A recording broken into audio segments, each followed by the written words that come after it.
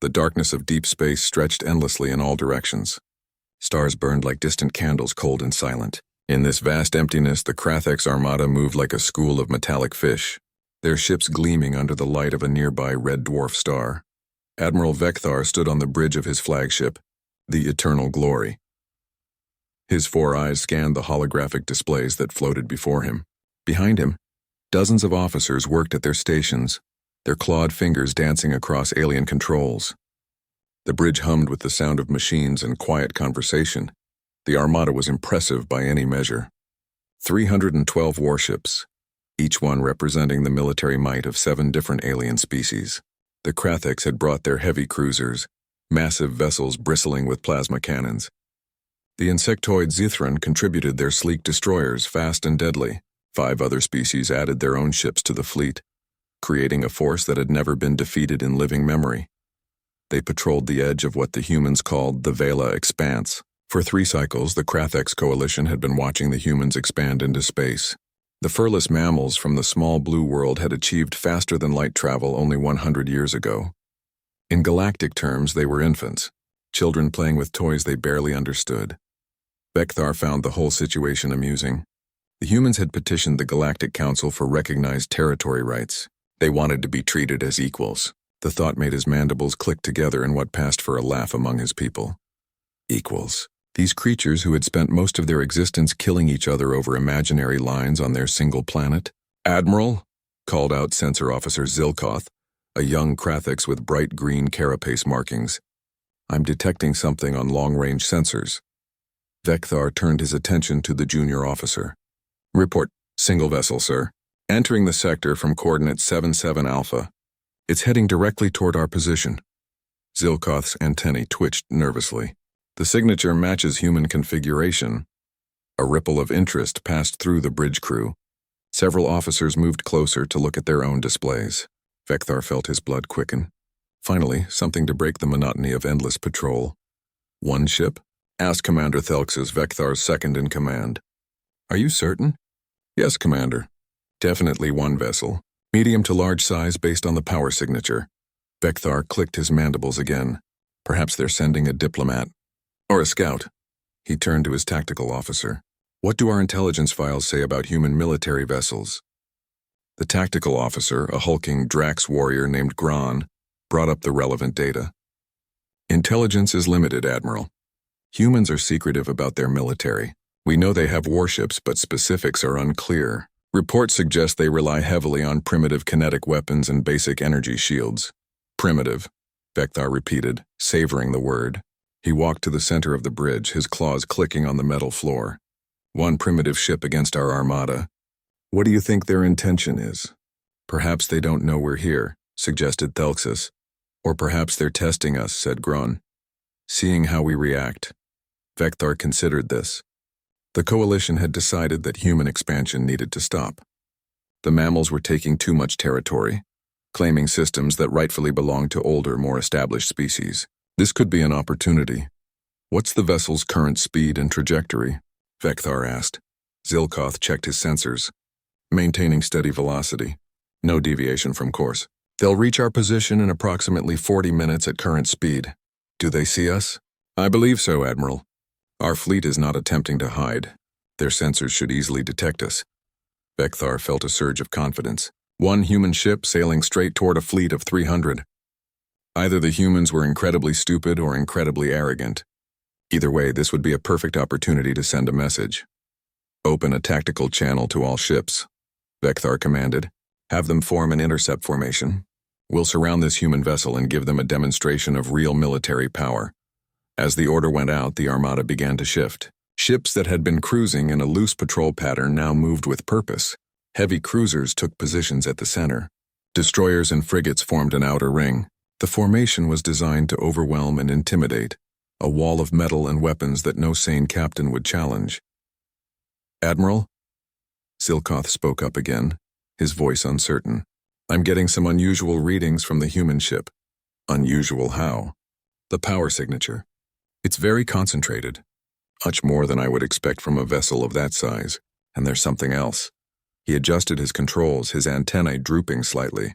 "The energy patterns don't match anything in our database." Vekthar waved a claw dismissively. They're probably running their engines hot, trying to impress us. Or their technology is so backward that it's inefficient.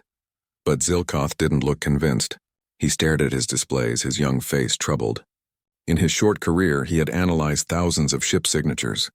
He had a gift for it, an intuition that went beyond the numbers. And something about this human vessel made his instincts scream danger.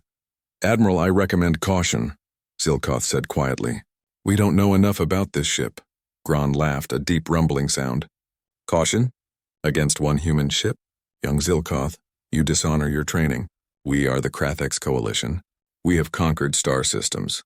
We have crushed rebellions. We have made entire species kneel." Other officers joined in the laughter. Even Thelxus smiled. Only Zilkoth remained serious, his eyes fixed on his sensor readings. Vekthar raised a claw for silence. The young officer shows healthy concern, even if it is misplaced. But Gron is right. We are 300 ships. They are one. The mathematics are simple. He turned to his communications officer. "As soon as they enter weapon range, hail them. I want to see the face of the human captain when they realize they're trapped. Then we'll give them a choice, retreat or be destroyed." The bridge crew resumed their work with renewed energy. This would be a story to tell. A moment of glory. The day the Krathex Coalition put the arrogant humans in their place. Only Zilkoth remained troubled, watching as the human ship drew closer. The power readings continued to climb, steady and controlled. Too controlled. Too precise, like a blade being slowly drawn from its sheath. He checked and rechecked his instruments. The numbers didn't lie. Whatever that human ship was, it was not what it appeared to be. But no one was listening to him. They would learn soon enough. The bridge of the UHSF Indomitable was quieter than the Krathex flagship, but no less focused. The lighting was softer, designed for human eyes. Holographic displays showed tactical information in cool blue light. The crew worked at their stations with calm efficiency. Captain Sarah Chen sat in the command chair, her dark eyes studying the tactical display. At 43 years old, she had the kind of face that showed both intelligence and experience. Small scars marked her hands, reminders of emergency repairs during the Outer Colony Wars. Her uniform was crisp and clean, the silver insignia of her rank reflecting the display light. "Sensor report," she said calmly. Lieutenant Marcus Webb, a young man with quick fingers and sharp eyes, checked his console. 312 vessels confirmed, Captain. They're forming an intercept formation around our projected course. Looks like they want to box us in. Ship types? Mixed fleet. Heavy cruisers, destroyers, frigates, and some configurations we haven't seen before. I'm reading plasma weapons, kinetic accelerators, and what might be particle beams. Webb paused. "Captain, this is the largest hostile fleet we've encountered since the Treaty of Proxima." Chen nodded slowly. She had expected something like this. The Krathex Coalition had been making aggressive moves for months, testing human resolve at every border crossing. They wanted to see if humanity would back down. Estimated weapons range. They'll be in firing position in 15 minutes, ma'am. And we'll be in their envelope in 12, added Tactical Officer Rodriguez from her station. They're trying to surround us before we can react. Chen allowed herself a small smile. They think we don't see them. "Ensign Park, what's our reactor status?" The engineering officer, a woman with oil stains on her sleeves from a recent repair, checked her readouts. "Operating at 30% capacity, Captain. Core temperature nominal. All systems green. We can go to full power in 90 seconds on your command. Keep us at 30% for now. Let them think we're just cruising." Commander James Walsh, Chen's executive officer, stood beside the command chair. He was a tall man with gray in his hair and worry lines on his face. "Captain, shouldn't we at least raise shields? They outnumber us 300 to 1. Not yet, James. I want to see what they do first." Chen kept her voice level. "They're expecting us to panic, to run. Let's not give them what they expect." The bridge crew exchanged glances but said nothing. They had served under Captain Chen for 3 years. They trusted her judgment even when it seemed risky. The communications console beeped. "Captain," said Lieutenant Chen Reeves, no relation to the captain despite the shared name. "Incoming transmission. Multiple languages, but our computers are translating. It's an ultimatum.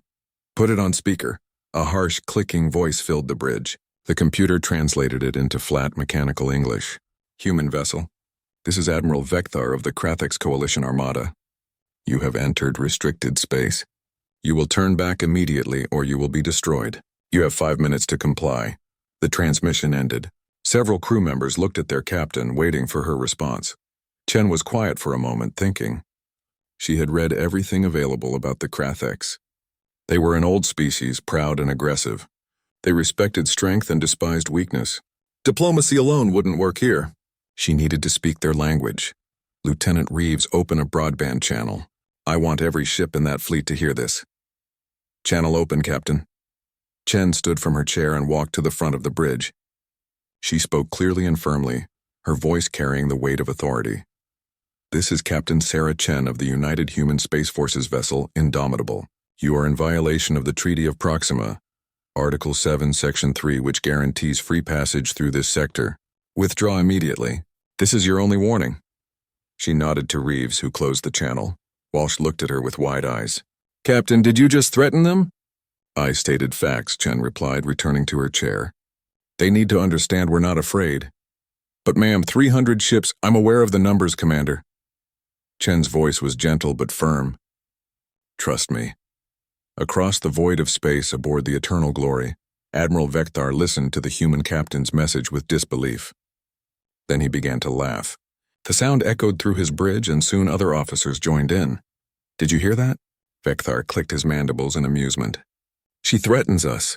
One ship threatens our entire armada. These humans are either insane or suicidal, Gron rumbled. Perhaps both, suggested Thelxus. Should we destroy them now, Admiral? Vecthar considered. Part of him wanted to vaporize the arrogant human ship immediately, but another part, the part that had made him a successful admiral, wanted to see what they would do. Were they bluffing? Did they have some trick planned? Maintain formation, he ordered. Continue approach. I want to see them squirm. When we're in optimal firing range, we'll cripple their engines and take their captain prisoner. I want to look this Sarah Chen in the eyes and show her the price of human arrogance. On the Indomitable, Chen watched the enemy fleet continue its approach. Good. They had taken the bait. They were so confident in their numbers that they couldn't imagine a threat. All hands battle stations, she said calmly. This is not a drill. Alarms sounded throughout the ship. Crew members rushed to their positions. In the engineering section, Anson Park began spinning up the reactor. In weapons control, teams loaded the railgun systems. Medical bays prepared for casualties. Every person on board knew their job and did it with practiced precision. Battle stations confirmed, Walsh reported. All sections ready. Chen pulled up a file on her personal display. It showed the specifications of the Indomitable. Not a standard cruiser or destroyer, a Titan-class dreadnought, one of only 12 in the human fleet. 5 years of construction. Humanity's best technology, a ship designed to fight alone if necessary. She thought about her grandmother, who had survived Earth's last World War. The old woman had told her stories about the horrors of that conflict. Billions dead, cities turned to ash, the near extinction of humanity. Those stories had taught Chen a valuable lesson. Sometimes you had to show strength to avoid greater violence. Captain, Zilkoth's voice came over the communication channel. Breaking into the Coalition frequency. Captain Chen, this is Sensor Officer Zilkoth of the Krathix Coalition. Please reconsider, turn back. You don't understand what you're facing. It was against protocol for a junior officer to contact the enemy. Vecthar would likely punish him for it, but Zilkoth had to try. His sensors were showing power readings that terrified him. Chen smiled slightly. At least one of them understood. Officer Zilkoth, I appreciate your concern, but I'm afraid we can't turn back.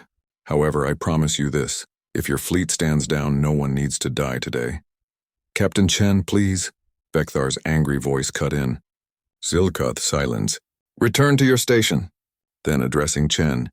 Human captain, your time is up. Prepare to be boarded. Chen looked at her crew. Every face showed determination. They were ready. Anson Park, Chen said quietly. Take us to full power. Aye, Captain. Reactor at 100%. All systems operational. Across 300 ships, sensor officers suddenly sat up straight, their instruments screaming warnings. The human vessel's power signature had just increased by 300%. Energy readings were off the scale. Zilkoth stared at his display in horror. Admiral! The human ship, I see it, Vector snapped. All ships, open fire. The Armada unleashed hell. The void of space erupted with light and energy. Thousands of weapons fired at once, creating a storm of destruction aimed at a single target. Plasma bolts burned bright blue and green across the darkness. Kinetic projectiles, massive chunks of metal accelerated to incredible speeds, streaked toward the human ship. Exotic energy weapons, their principles unknown to human science, lanced out in beams of purple and red. It was enough firepower to destroy a small moon. It was concentrated on one vessel barely 500 meters long. On the bridge of the Indomitable, Lieutenant Webb called out calmly, "Impact in 3 seconds, 2, 1. The universe turned white. Every weapon hit within a fraction of a second. The combined force should have vaporized the human ship instantly, should have scattered its atoms across light years of space, should have left nothing but expanding plasma where the vessel had been. But it didn't." Chen watched the tactical display with steady eyes. "Defensive grid status? Shields holding at 97%, reported Rodriguez. Minor fluctuations in Sector 7, but compensating. Hull integrity at 100%. Some impacts penetrated the outer shield layer," added Park from engineering. "Hull armor absorbed them. Minimal damage to outer plating, nothing critical." Walsh stared at the displays in amazement. He had seen the shield tests, but experiencing it in combat was different. "They're throwing everything they have at us. And we're still here," Chen said softly. "Let's show them why." She touched her command console. "Weapons control, this is the captain. You are authorized to fire. Targeting parameters, weapon systems, and engines only. No kill shots. Repeat, disable only." "Understood, Captain," came the reply from the weapons bay. "Engaging now." The Indomitable had been designed around a principle that seemed backward to most galactic species. While they focused on energy weapons and exotic particles, humanity had perfected something much older: ballistics. The railgun system was simple in concept. Use electromagnetic force to accelerate a projectile to incredible speeds. But humans had spent 200 years making it perfect. The targeting computers could calculate trajectories, accounting for relativity. The projectiles were pure tungsten, dense and hard. The acceleration was so great that each shot reached 3% of light speed. It was old technology made new. And it was devastating. The first shot left the main railgun at 9,000 kilometers per second. It crossed the distance to the nearest Krathex cruiser in less than a second. The tungsten penetrator hit the ship's weapon array with the force of a small nuclear bomb. Metal tore. Systems exploded. The entire starboard side of the cruiser went dark. Before anyone could react, 20 more shots followed. On the Eternal Glory, Vector watched in disbelief as his tactical display lit up with damage reports. "What is happening?" "Admiral, we're being hit." Multiple ships reporting weapon systems destroyed. Gron's voice had lost its confidence. "The human ship is firing some kind of kinetic weapon. Our shields aren't stopping them. That's impossible. Kinetic weapons are primitive. Our shields—" Another damage report interrupted him. Then another. And another. The problem was simple physics. The Krathex shields were designed to deflect energy weapons and slow down normal kinetic projectiles. But these weren't normal. The tungsten penetrators were moving so fast that they punched through shields as if they weren't there. The kinetic energy was simply too great to stop. Chen watched as the tactical plot updated. The Indomitable's computer system was working faster than any organic mind could follow. It identified targets, calculated firing solutions, adjusted for enemy movement, and fired with inhuman precision. Each shot was placed exactly where it needed to be. A Zithron destroyer lost its main engines. A Drax frigate went spinning out of control, its maneuvering thrusters destroyed. A heavy cruiser's entire weapon grid went offline. Another ship and another and another. 40 ships disabled, Rodriguez reported. 50, 60. The battle, if it could be called that, lasted 47 seconds. In that time, the Indomitable fired 163 shots. Not a single shot missed. Not a single shot killed anyone. Every penetrator struck exactly where it was meant to, disabling weapons or engines but leaving crew compartments intact. The defensive grid held against continued fire from the Krathex fleet. The exotic shield technology, developed from humanity's research into faster-than-light physics, created barriers that shouldn't exist according to conventional science. It bent space itself, redirecting energy away from the ship. 80 ships disabled, Webb called out. Chen watched the battle unfold with grim satisfaction. She took no pleasure in violence, but she understood its necessity. Sometimes, to prevent greater bloodshed, you had to demonstrate overwhelming force. On the Eternal Glory, panic had replaced confidence. Officers shouted over each other. Damage reports flooded in faster than anyone could process them. Ships were breaking formation, trying to escape the terrible precision of the human vessel. Zilkoth watched his sensors in numb shock. The human ship moved through the Armada like a surgeon with a scalpel, cutting with perfect accuracy. Every shot disabled without destroying. The power required for such precision was staggering. The computer systems needed to calculate those trajectories must be far beyond anything the Coalition possessed. All ships, break off, Vekthar finally shouted. Retreat. Full retreat! But the Indomitable wasn't finished. Chen had given specific orders. She wanted to make a point. The Armada had to understand that they weren't retreating because humans were merciful. They were retreating because humans were allowing them to retreat. Target the flagship, Chen ordered. Their engines only. Make sure they can't leave too quickly. 3 tungsten penetrators struck the Eternal Glory in rapid succession. The first took out the port engine. The second destroyed the starboard engine. The third hit the backup maneuvering system. The massive flagship, pride of the Krathek's Navy, went dead in space. Chen opened a channel. Admiral Vekthar, this is Captain Chen. Stop firing now. Vekthar stared at the communication console. His ship was crippled. His fleet was shattered, and the human vessel hadn't even taken serious damage. All ships, he said quietly, his voice hollow. Cease fire. The weapons stopped. The light show ended. In the sudden silence, floating among the stars, 83 disabled warships hung like broken toys. The Indomitable moved among them untouched and terrible. Chen stood from her chair. Rodriguez, keep shields up but hold fire. Webb, give me a damage assessment of the enemy fleet. Scanning now, Captain. Webb worked his console. All disabled ships show life support intact. I'm reading casualties, but nothing catastrophic. Most damage is to systems, not personnel sections. Good. Chen felt some of the tension leave her shoulders. Reeves, open a channel to all ships. Channel open, ma'am. Chen took a breath. This was the important part. The battle was won, but the peace had to be secured. Krathek's Coalition vessels, this is Captain Chen.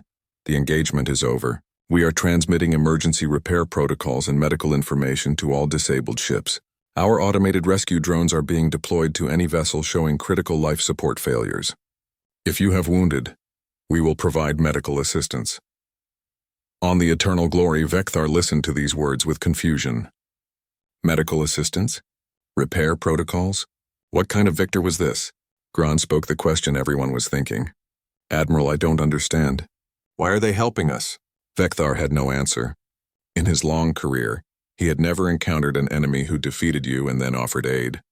It made no sense. Unless he watched as small drones launched from the human ship, heading toward Coalition vessels that were venting atmosphere or showing power failures.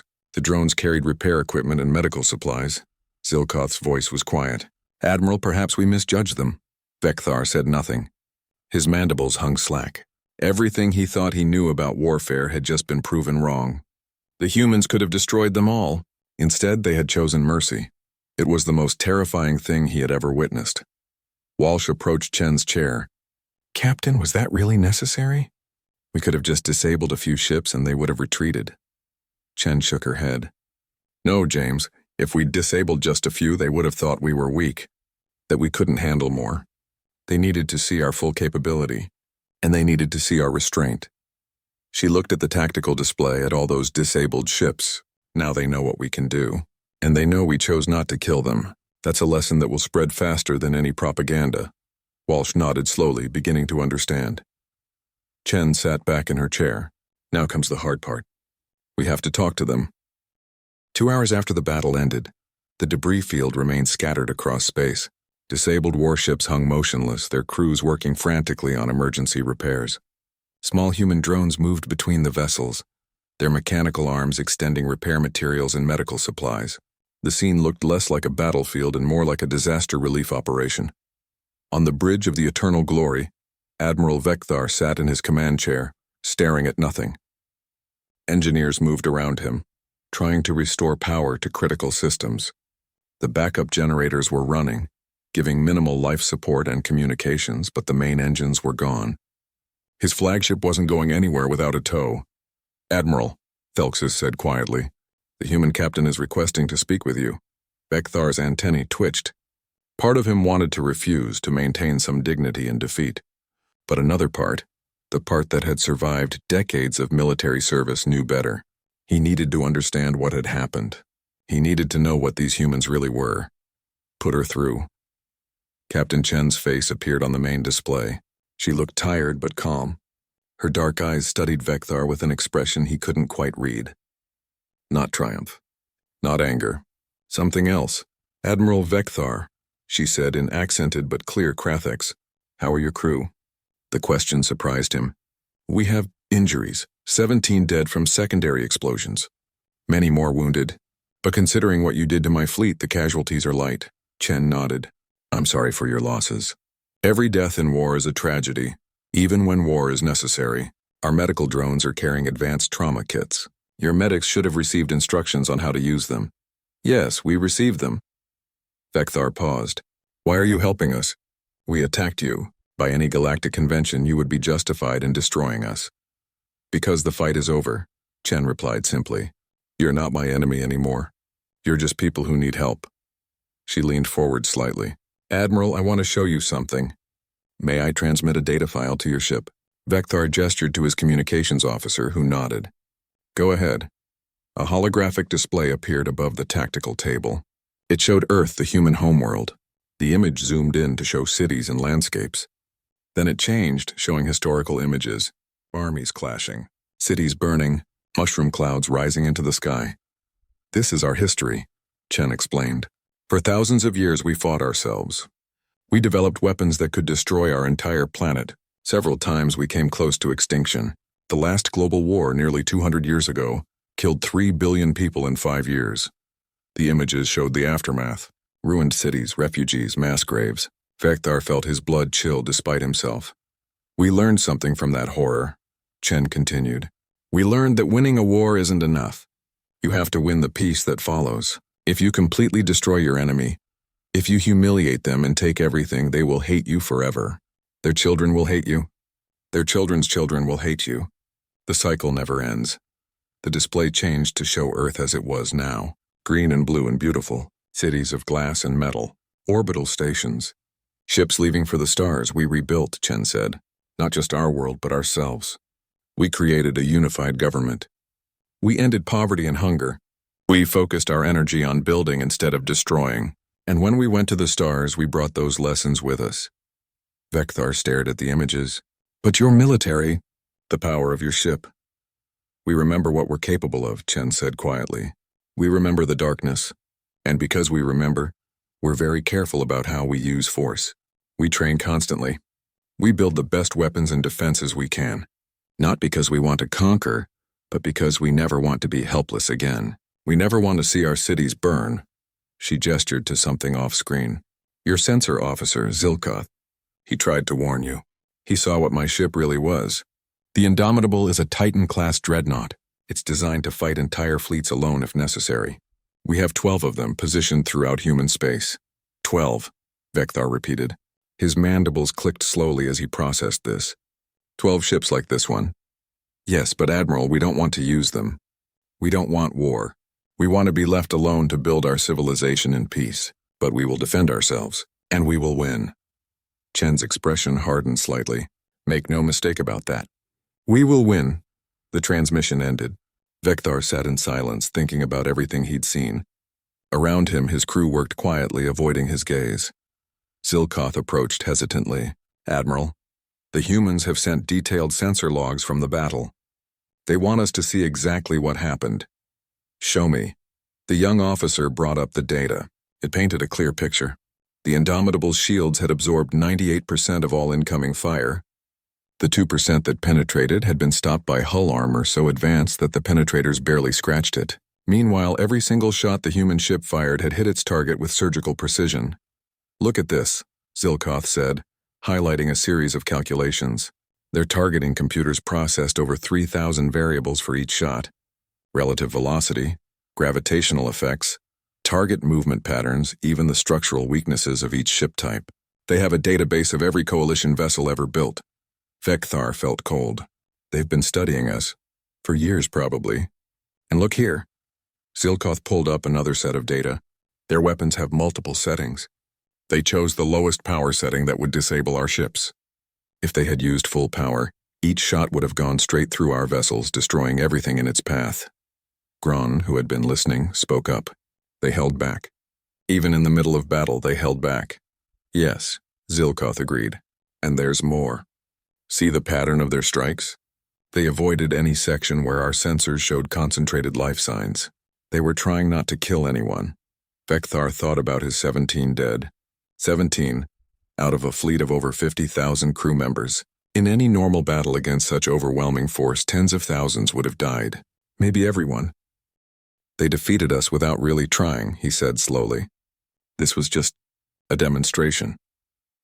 In the medical bay of a disabled Zithron destroyer, the ship's doctor stared at the human medical kit. The instructions were clear and detailed, translated into perfect Zithron. The supplies included advanced bandages that sealed wounds instantly, pain medications that worked on multiple species, and diagnostic tools better than anything the Coalition had. The doctor used the kit to save 3 crew members who would have died otherwise. As she worked, she couldn't stop thinking about the contradiction. The humans had disabled her ship. Then they had given her the tools to save her crew. What kind of species did that? Across the scattered fleet, similar scenes played out. Engineers studied the human repair protocols with amazement. The technical knowledge was generations ahead of Coalition science. The humans were teaching them how to fix their own ships better than they had known before. On a mid-sized cruiser, a young officer named Kethrin watched a human drone work. The small machine extended a welding arm, sealing a breach in the hull with perfect precision. When it finished, it transmitted a damage report and repair instructions to the ship's computer, then moved on to the next vessel. Kethrin had been raised on stories of humanity's supposed primitiveness. They were young, inexperienced, barely worthy of notice. But this drone, this simple automated machine, worked with an efficiency that made Coalition equipment look clumsy. She pulled up every piece of information about humans she could find. Most of it was propaganda from the Coalition, dismissing human achievements and exaggerating their weaknesses. But between the lines she saw the truth. Humanity had gone from wooden sailing ships to faster-than-light travel in less than 500 years. They had unified their entire planet under one government. They had eliminated poverty and disease. The Coalition had taken 10,000 years to achieve less. On the Indomitable, Chen sat in her ready room reviewing reports. The rescue operation was proceeding smoothly. Most of the disabled ships would be able to limp home with the repairs. A few would need towing, and she had already arranged for Coalition recovery vessels to be allowed through to collect them. Walsh entered with a datapad. Captain, we've received a message from Fleet Command. They want a full report on the engagement. I'll have it ready within the hour. Chen rubbed her eyes. She hadn't slept in 20 hours. Ma'am, can I ask you something? Of course. Why didn't we just leave when we detected the fleet? We could have avoided this entire situation. Chen was quiet for a moment, because running would have been taken as weakness. The Kratheks would have seen it as confirmation that humans are easy prey. They would have kept pushing, kept testing, until eventually we'd have a real war. One that would cost millions of lives. She stood and walked to the viewport, looking out at the stars. By standing our ground and showing what we can do, we've prevented that war. They know now that attacking humanity is suicide. But more importantly, they know we don't want to kill them. We could have, but we didn't. That's the message that will spread across the galaxy. Walsh nodded slowly. You're playing the long game. We're always playing the long game, Commander. Humanity learned that lesson the hard way. We learned it in blood and fire and ash. Now we're teaching it to the galaxy. She turned to face him. I just hope they're willing to learn. 2 weeks after the incident at the Vela Expanse, the Galactic Council chamber filled with representatives from 43 species. The chamber was a massive dome of crystalline material that reflected light in rainbow patterns. Translator devices hummed quietly as hundreds of different languages were converted into understandable speech. The council had never been so crowded. Word of the human victory had spread like wildfire across known space. Now everyone wanted to see what would happen next. Ambassador Marcus Okonkwo stood at the speaking platform, a human among giants. At 60 years old, he was an experienced diplomat who had negotiated trade agreements and peace treaties throughout human space. But he had never faced an audience like this before. The council elder, a being of pure energy contained in a crystalline matrix, spoke in a voice that resonated through every translator. The council recognizes Ambassador Okonkwo of humanity. You may present your statement, Okonkwo took a breath. Honored council members, 2 weeks ago, the UHSF Indomitable was attacked without provocation by a Krathex coalition fleet while exercising free passage rights guaranteed by the Treaty of Proxima. The attack was unprovoked and illegal under galactic law. Murmurs rippled through the chamber. The Krathex delegation shifted uncomfortably in their seats. The Indomitable defended itself, disabling 83 vessels in 47 seconds. Okonkwo let that sink in. Despite this overwhelming military victory, not a single coalition vessel was destroyed. Human forces provided immediate medical aid and repair assistance to all disabled ships. The engagement resulted in 17 coalition deaths, for which humanity expresses deep regret. A delegate from the Vex Collective, a species of hive-minded insects, spoke up. Ambassador, are you asking this council to believe that one human ship defeated 300 coalition vessels without losses? I am not asking you to believe anything, Okonkwo replied calmly. I am stating facts. The sensor logs from both human and coalition vessels are available for your review. Additionally, I should note that the coalition fleet attacked first. Humanity acted purely in self-defense. The chamber erupted in conversation. Some species were outraged at the coalition's aggression. Others were terrified of human military capabilities. A few seemed impressed. Admiral Vekthar, attending as part of the Krathex delegation, rose to speak. His presence caused a ripple of surprise. Everyone had expected him to be stripped of rank after such a defeat. The council recognizes Admiral Vekthar. Thank you, Council Elder. Vekthar's voice was steady but humble. Everything the human ambassador says is true. I ordered the attack on the Indomitable. I believed humans were weak and primitive. I was wrong. He gestured to a holographic display that showed footage from the battle. What you see here is a demonstration of military power unlike anything in recorded galactic history. The human vessel's shields held against the combined firepower of 300 ships. Their weapons struck with perfect accuracy. They could have destroyed us all in minutes. Instead, they disabled our vessels and then provided aid. Vekthar looked directly at Okonkwo. I attacked them expecting an easy victory. They taught me a lesson in mercy and restraint that I will never forget. The chamber fell silent. For a military commander to publicly admit such a defeat was almost unheard of. Zilkoth, now promoted to intelligence advisor for the Krathex coalition, stood next. May I speak, Council Elder? You may proceed. I have spent the past 2 weeks analyzing every aspect of the human vessel and reviewing all available intelligence on human civilization. My findings are disturbing. He pulled up data on the holographic display. Humanity is not just militarily powerful. They are advancing faster than any species in recorded history. Their technology improves by measurable degrees every year. Their population is unified and focused. They learn from their mistakes. He highlighted a series of historical records. 200 years ago, humans nearly destroyed themselves in a global war. They had nuclear weapons capable of rendering their planet uninhabitable. Yet they stopped. They rebuilt. They created a unified world government and eliminated internal conflict. No other species has achieved such a transformation in such a short time. A delegate from the Corsair Federation interrupted. Are you suggesting humans are a threat? I'm suggesting they are a reality we must adapt to, Zilkoth replied. Trying to suppress them militarily is suicide. But treating them as equals and establishing proper diplomatic relations could benefit everyone. They have technology and knowledge we lack, and more importantly, they have experience overcoming self-destructive tendencies that plague many species. Okonkwo nodded appreciatively. Advisor Zilkoth makes an excellent point. Humanity doesn't seek dominance. We seek cooperation. We want to trade, share knowledge, and contribute to galactic civilization. But we also demand respect. We will not be bullied or pushed aside. The council elder's voice resonated through the chamber. Ambassador Okonkwo, what specifically does humanity request from this council? "Three things," Okonkwo replied. "First, official recognition of human territorial claims as outlined in our previous petitions.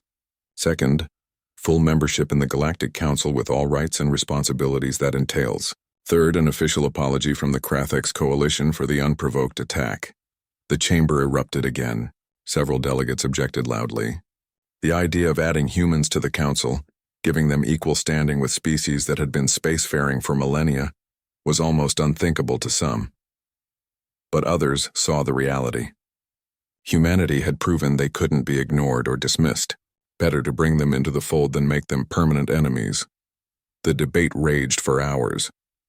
Finally, the council elder called for a vote. The results were close but clear. Humanity's territorial claims were recognized. They were granted provisional council membership to be reviewed in 5 years. And the Krathex Coalition was censured for the unprovoked attack. It wasn't everything humanity wanted, but it was a start. On Earth, in the capital city of New Geneva, crowds celebrated in the streets. The news displays showed footage of the council vote.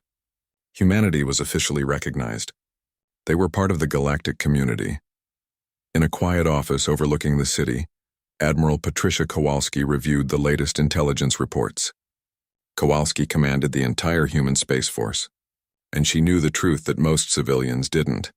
The Indomitable had won a great victory, but it had also painted a target on humanity's back. There would be other challenges. Other species testing human resolve. Some might seek alliances, others might plot revenge. The galaxy was a dangerous place and humanity was still very young, but they were ready. They had learned their lessons. They knew the cost of war and the value of peace. Captain Chen stood on the observation deck of the Indomitable, now docked at a human space station for refit. The battle had caused more damage than most people knew. Several hull sections needed replacement. The shield generators needed recalibration. It would take months of work to restore the ship to full capability. Lieutenant Webb joined her, carrying 2 cups of coffee. "Thought you could use this, Captain." "Thanks, Marcus." She accepted the cup gratefully. "How's the crew?" "Tired but proud. Everyone knows what we accomplished." He looked out at the stars. "Captain, do you think it'll hold?" "The peace?" Chen sipped her coffee, considering. "I think we bought ourselves time. Maybe a generation, maybe more. Other species know now that attacking us is costly. But fear alone won't keep the peace forever. We'll need diplomacy, trade, cultural exchange. We'll need to prove we're worth having as neighbors." "Think we can do it?" Chen smiled. "My grandmother survived the worst war in human history. She saw the world burn, but she also saw it rebuild. She used to tell me that humans have an incredible capacity for both destruction and creation. The key is choosing which one to focus on." She looked at Webb. "We're choosing creation. And that's how we'll win the real war, the long war. Not with railguns and shields, but by building something worth protecting." In the Vela Expanse, where the battle had taken place, a new structure was taking shape. It was a joint monitoring station, crewed by representatives from multiple species including humans and Krathex. The station would serve as neutral ground, a place where disputes could be resolved through conversation instead of violence. Zilkoth volunteered to be part of the initial crew. He wanted to learn more about humans, to understand the species that had so thoroughly defeated his people, while simultaneously showing them mercy. On his first day, he met Lieutenant Chen Reeves, the communication officer from the Indomitable. She had also volunteered for the station, wanting to be part of the diplomatic effort. "Officer Zilkoth," she greeted him warmly. "I've read your reports on the battle. Your analysis was very thorough." "Thank you, Lieutenant. I tried to be objective." He hesitated. "I must confess I am curious about something. During the battle, you could have destroyed us all. Why didn't you?" Reeves was quiet for a moment. "Because the goal wasn't to win a battle. The goal was to prevent a war. If we'd killed everyone, your entire coalition would have demanded revenge. Billions might have died in the war that followed. By showing mercy, by proving we could win without slaughter, we turned enemies into potential friends. A long-term strategy. The only strategy that matters," Reeves replied. "My great-grandfather fought in Earth's last world war. He killed people, watched friends die, saw cities destroyed. At the end of it, both sides had lost so much that there were no winners, only survivors. He spent the rest of his life working for peace. teaching others that war's true cost isn't measured in battles won, but in futures destroyed. She looked out at the stars through the station's viewport. We humans learned something important. We learned that the strongest weapon isn't the one that kills the most people. It's the one you never have to fire because everyone knows what will happen if you do. The Indomitable is that weapon, and hopefully we'll never have to use it again. Zilkoth considered this. In his culture, military might was about dominance, about proving superiority, but humans saw it differently. They saw military power as a tool for preserving peace, not just winning wars. I think, he said slowly, that my people have much to learn from yours. Reeves smiled. And we have much to learn from you. That's why we're here, to learn from each other, to build something better than what came before. On Earth, in a small apartment in what used to be called Tokyo, an old woman watched the news with tears in her eyes. Her name was Keiko Chen, and she was 97 years old. She had lived through the last World War. She had lost her parents, her siblings, and her first husband to that conflict. But she had also lived to see humanity rebuild, to see them reach the stars, to see her granddaughter, Sarah Chen, become a hero who won a battle without becoming a monster. We learned, she whispered, echoing her granddaughter's words spoken light years away. It took so long, but we finally learned. Outside her window, the city glowed with lights. Shuttles lifted into the sky, heading for orbit and beyond. Humanity's future stretched out across the galaxy, uncertain but full of hope. They had been tested. They had proven themselves, not through cruelty or conquest, but through strength tempered by wisdom. The galaxy was vast and dangerous, but humanity was ready, not because they were the strongest or most advanced, but because they remembered their mistakes and refused to repeat them. In the darkness between stars, the Indomitable waited. A guardian, a reminder, a promise that humanity would protect what it had built, but never forget the cost of building it. The age of humanity had begun, not with a roar of conquest, but with a quiet demonstration of power and mercy, and the galaxy would never be the same.